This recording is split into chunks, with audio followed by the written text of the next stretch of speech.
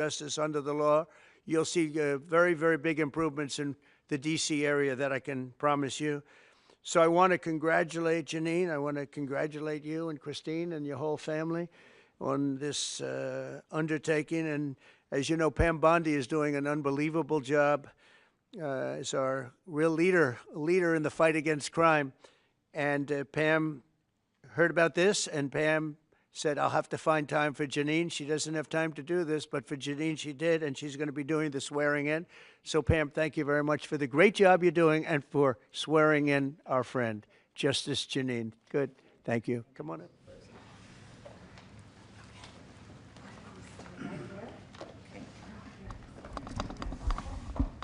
Oh, you're there. There we go. I do solemnly swear I, Janine Pirro, do solemnly swear that I will support and defend the Constitution of the United States that I will support and defend the Constitution of the United States against all enemies, foreign and domestic, against all enemies, foreign and domestic, and that I will bear true faith and allegiance to the same, and that I will bear true faith and allegiance to the same, and that I take this obligation freely, and that I take this obligation freely without any mental reservation without any mental reservation or purpose of evasion, or purpose of evasion, and that I will well and faithfully and that I will well and faithfully discharge the duties of the office upon which I am about to enter. Upon which I am about to enter. So help me God. So help me God. Congratulations. Thank you.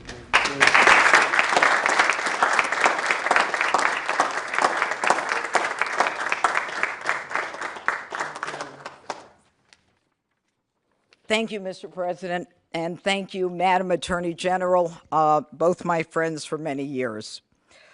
Long ago, I went to law school to study about justice and to bring justice to victims of violent crimes, women, children, and the elderly.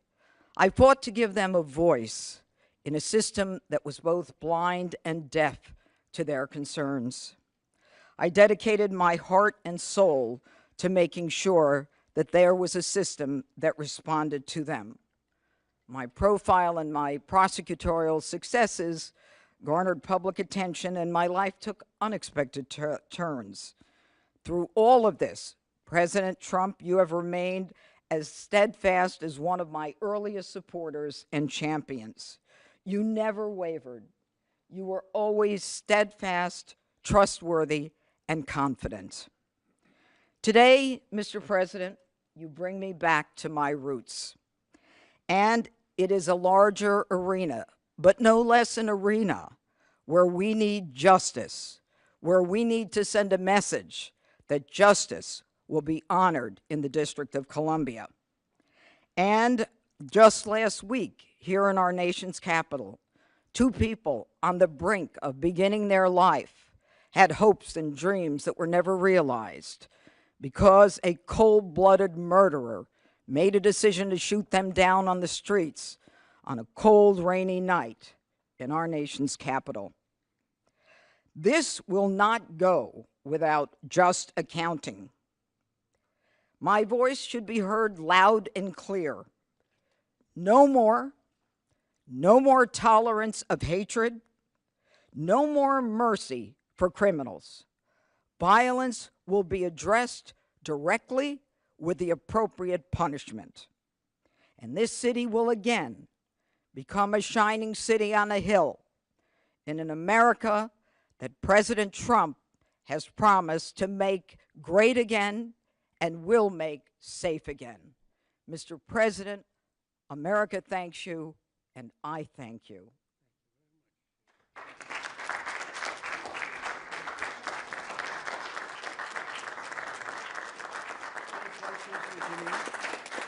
Any questions? Oh boy. You just want to talk to him, I get it. Thank you. She's going to be fantastic. Thank you very much. Thank you. Really Thank you. Thank There's you. no question. There's no doubt. We have no doubt you're going to be fantastic. Thank you, Mr. President. Mr. President, on Russia. Mr. President, on Russia. Mr. President. On Russia, Mr. President. Please. Do you believe the Russians are being disrespectful when they say that your criticisms of Putin are simply an emotional response? And do you still believe that Putin actually wants to end the war? I can't tell you that, but I'll let you know in about 2 weeks. Within 2 weeks, we're going to find out very soon.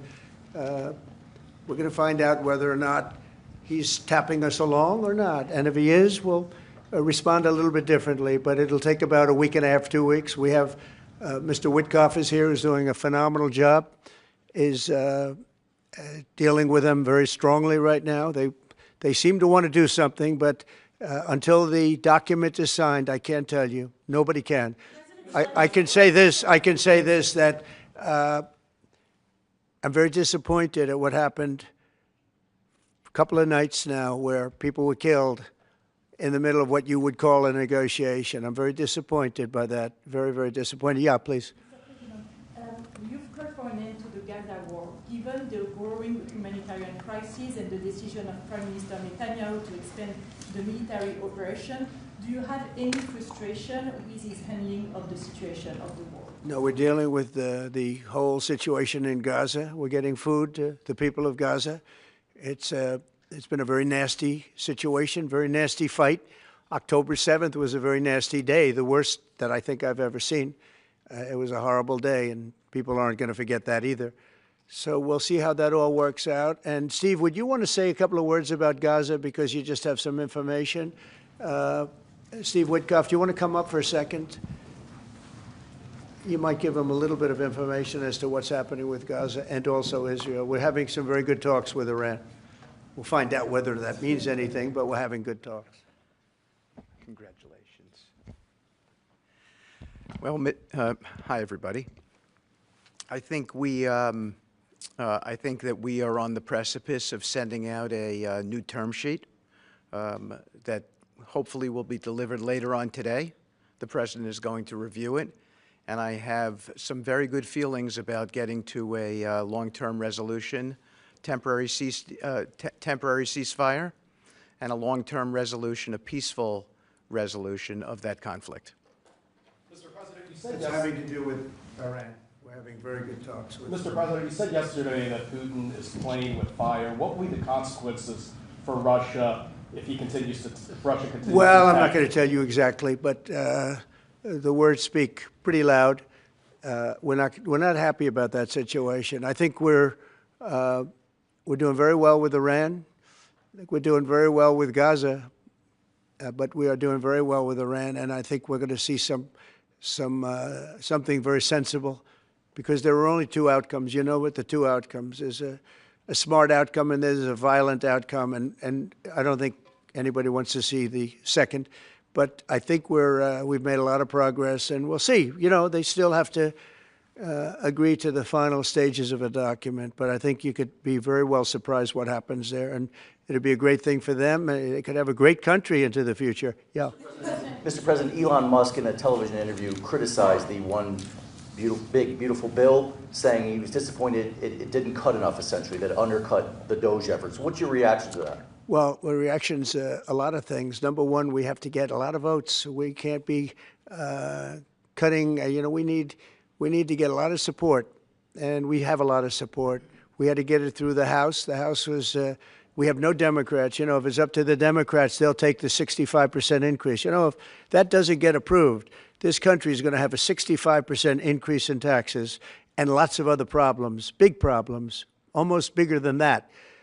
But we'll have a 65% increase as opposed to the largest tax cut in the history of our country.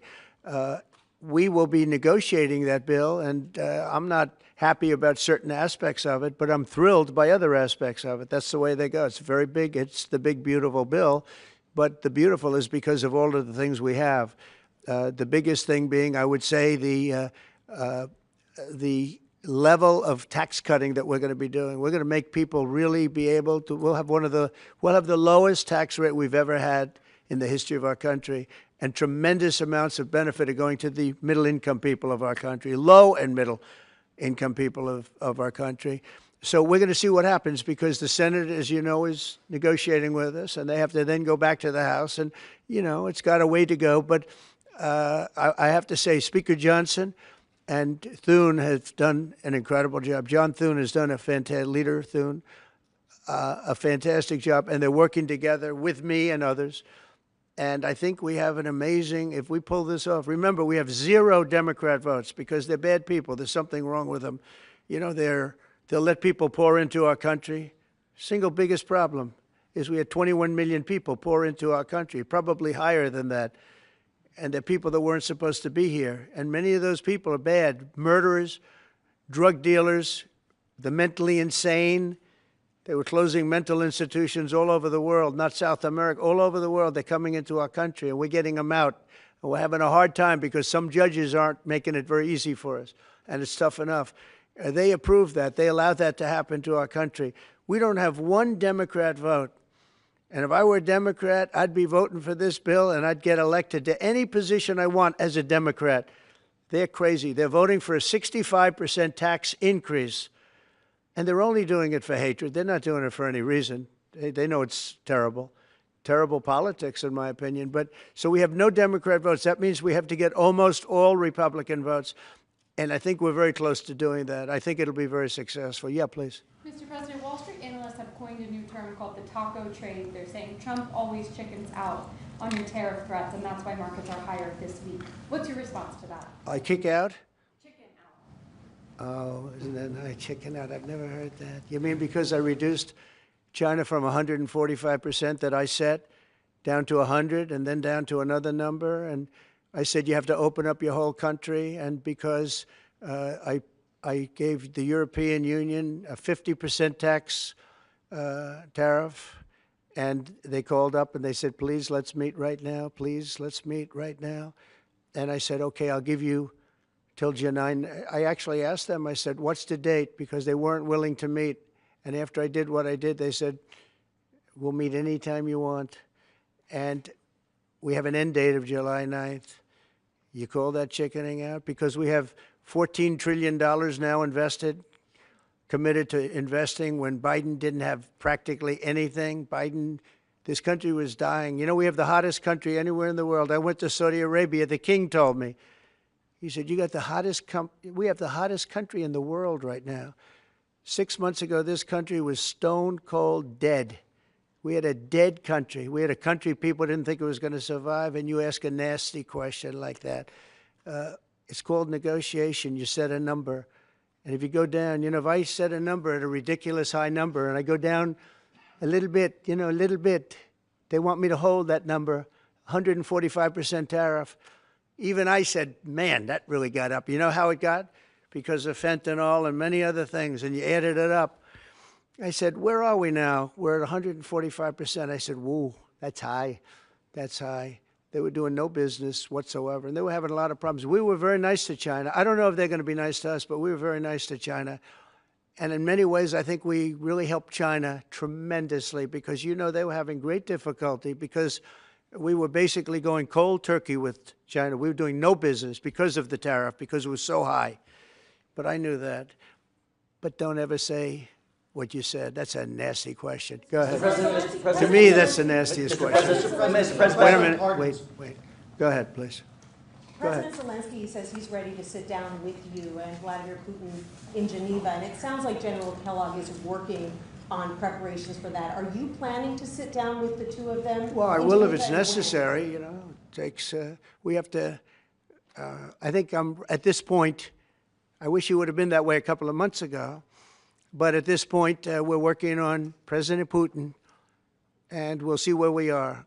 I think we're doing fine, but we'll see. I don't like what's happening. That's one thing I'll say. I don't like when I see rockets being shot into cities. That's no good.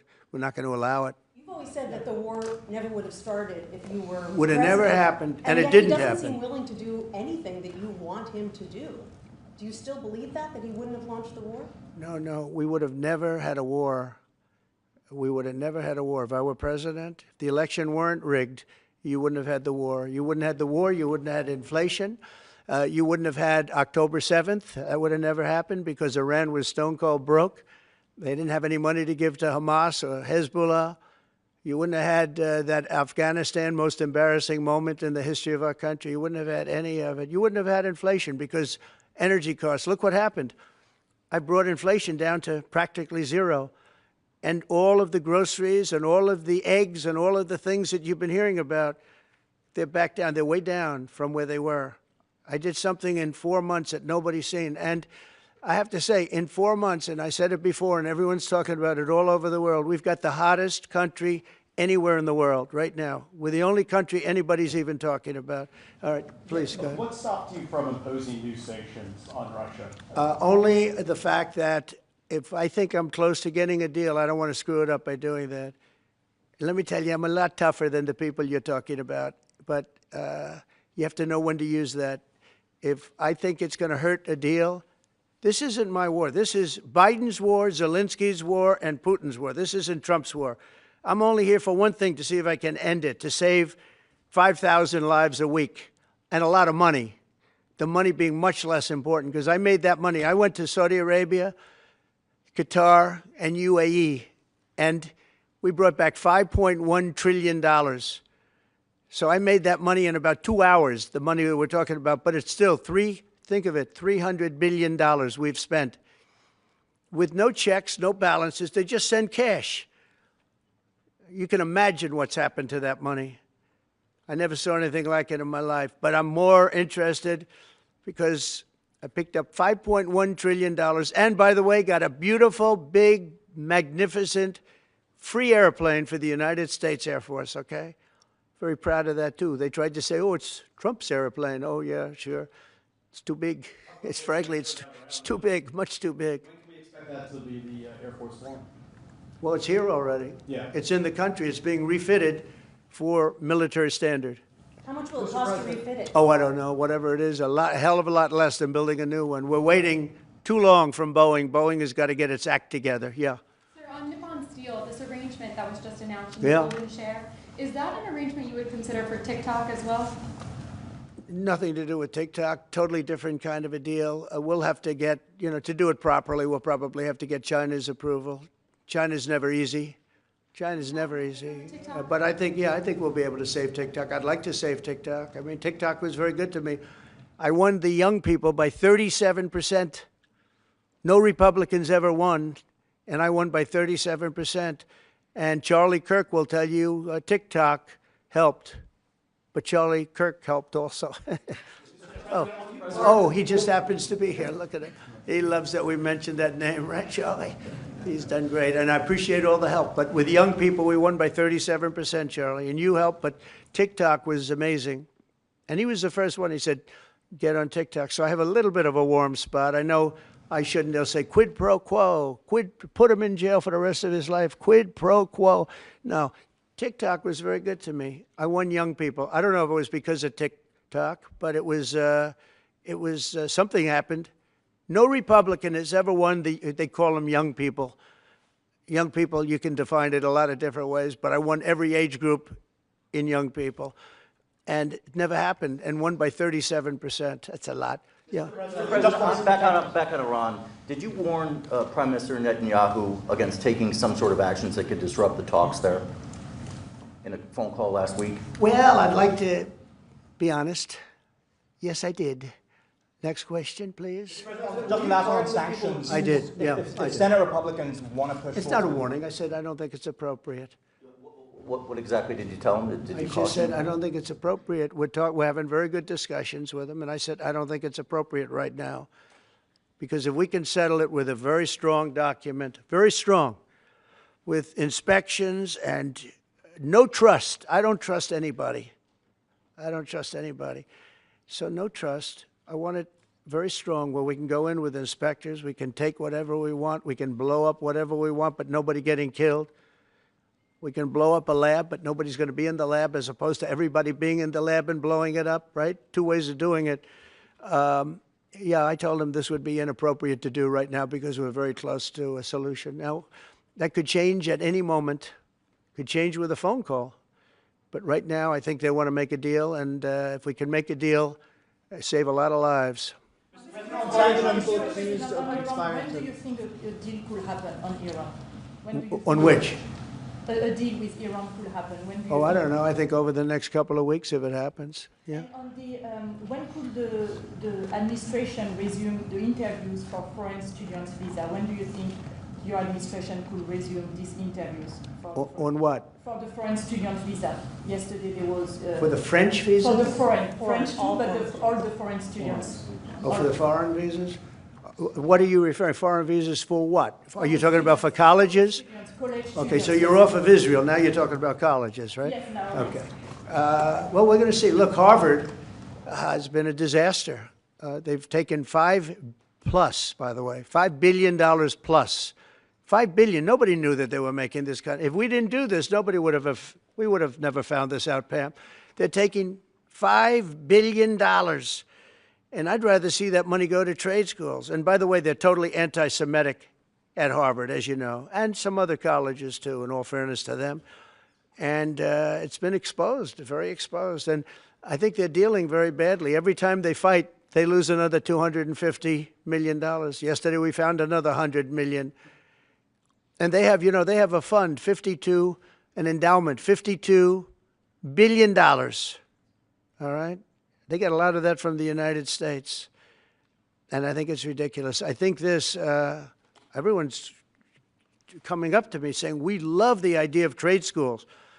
With that kind of money, and money from others, but money from them, you can have the best trade schools anywhere in the world. You give them to Iowa, Indiana, lots of good states, well-run states, and you give them the money. They can only be used for trade schools, and they'll teach people how to build motors and cars and AI. You know, the AI, we're building plants. We're building hundreds of billions of dollars worth of AI plants. Already started, many of them. We've never had a boom like we're having now. You're going to see it. There's never been anything like it. So we're up to about $14 trillion in investments. There's never been anything even close. You look at Biden, this guy, they had people leaving as opposed to investing. And they're doing it because of November 5th, and they're doing it because of the tariffs.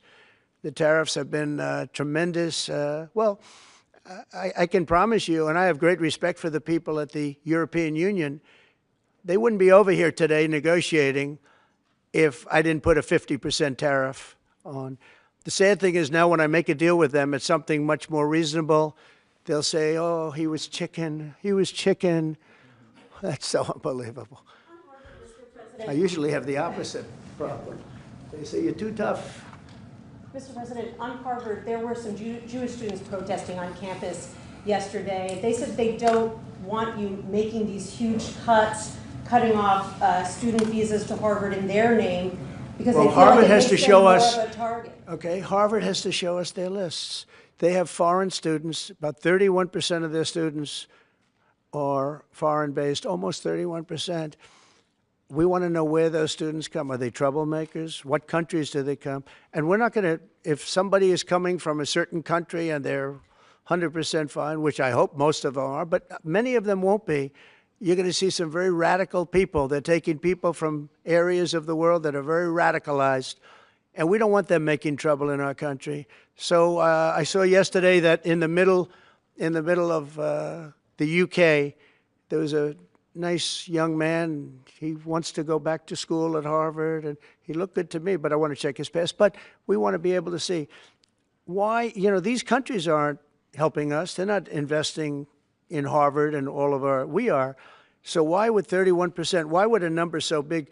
I think, number one, I think they should have a cap of maybe around 15%, not 31%. We have people who want to go to Harvard and other schools. They can't get in because we have foreign students there. But I want to make sure that the foreign students are people that can love our country.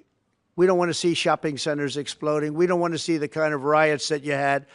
And I'll tell you what, many of those students didn't go anywhere. Many of those students were troublemakers caused by the radical left lunatics in this country. All right, one more question. President, on Harvard, Yeah, go ahead, please. Will you pardon the people who are accused of conspiring to kidnap Michigan Governor Gretchen Whitmer?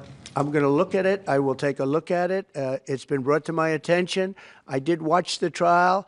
It looked to me like somewhat of a railroad job. I'll be honest with you. It looked to me like some people said some stupid things. You know, they were drinking, and I think they said stupid things But I'll take a look at that, and a lot of people are asking me that question from both sides, actually. A lot of people think they got railroaded. A lot of people think they got railroaded, and probably some people don't. One more. Go ahead. Yeah. Go ahead. How will the confrontation with Harvard end? You will see. I don't know. I don't know. Harvard's got to behave themselves. Harvard is treating our country with great disrespect, and all they're doing is getting in deeper and deeper and deeper. They've got to behave themselves. You know, I'm looking out for the country and for Harvard. I want Harvard to do well. I want Harvard to be great again, probably, because how could it be great? How could it be great when you have Harvard announced 2 weeks ago that they're going to teach remedial mathematics, remedial, meaning they're going to teach low-grade mathematics, like 2 + 2 is 4. How did these people get into Harvard if they can't do basic mathematics? How did they do it? I mean, people with 1,600 in their boards don't get in, and they're letting people in, and they're bragging about how they're teaching them basic mathematics. Where did these people come from? So we have to look at the list, and Harvard has to understand the last thing I want to do is hurt them. They're hurting themselves. They're fighting. You know, Columbia has been really, they were very, very bad what they've done. They're very anti-Semitic and lots of other things. But they're working with us on finding a solution. And, you know, they're taking off that hot seat. But Harvard wants to fight. They want to show how smart they are, and they're getting their ass kicked. Thank you very much, everybody. Thank you, guys. Thank you, guys. I did right back out this door. Thanks, guys. Thank you. So good luck, honey. You are so great. Thank you. Thank you. Good luck, everybody. Yeah, sure. Thanks, guys. Thanks, guys. Keep going. Thank you. Thank you, press.